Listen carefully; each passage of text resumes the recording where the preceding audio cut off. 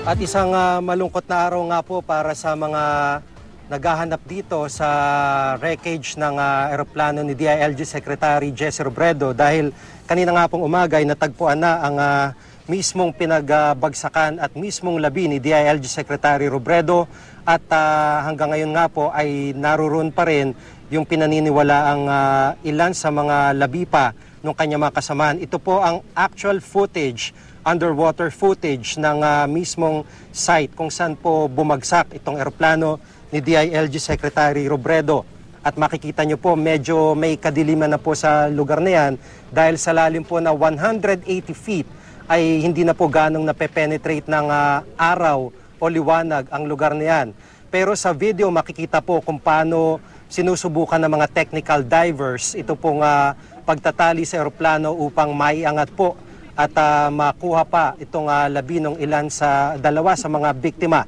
At sa nakikita nyo po ay ilan po sa bahagi po nitong eroplano, partikular po yung pakpak ay iisa na lamang, yung pong kulay puti na bahagi ng eroplano. Yan po ay kaliwang pakpak na lamang ng eroplanong natitira dyan dahil yung kanan po ay nawala na. At ito pong ginagawa po nila ay tinatalian nga po nila upang maiangat mula sa lalim na mahigit 180 feet. At ilang technical divers po ang sumubok sa pagkakataong iyan. Bagamat nabigo po sila na maiangat mismo yung eroplano na nakatihaya dahil kanina po ay nakita rin po ng GMA News na naputol po yung mas malaking tali na ginagamit pang-angat mula po sa lalim na yan. Kaya po kinailangan po muna na ihinto muli yung pagkuha. Bagamat nakatali pa rin po, dalawang tali po, lubid yung kanilang ginagamit, isang malaki at isang medyo manipis, pero sa pagkakataon pong yan ay naputol nga po yung mas malaki kaya parang nakabitin na lamang po yung eroplanong yan sa isang mas maliit na tali.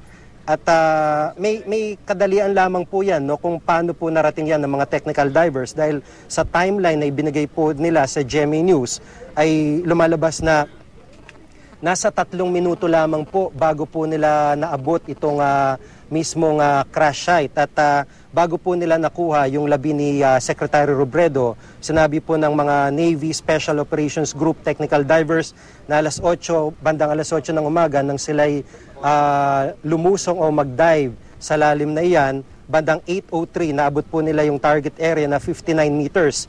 Bandang 8:04 naman ng umaga nang i-recon nila o ikutan o siyasatin itong eroplano at bandang 8:05 nang matagpuan po nila si Secretary Robredo. Bandang alas 8:07 ng umaga, 2 minuto lamang po ang pagitan, nang lagyan po nila ng isang submersible equipment si Secretary Robredo para maiangat po yung kanyang labi.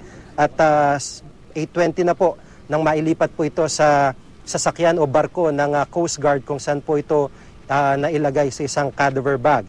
At sa videong inyo pong nakikita ay medyo natagalan po siya. Second team na po ito na nag-dive para po maabot itong mismong eroplano at para ma-secure po ng tali yung eroplano at maiangat na ng tuluyan.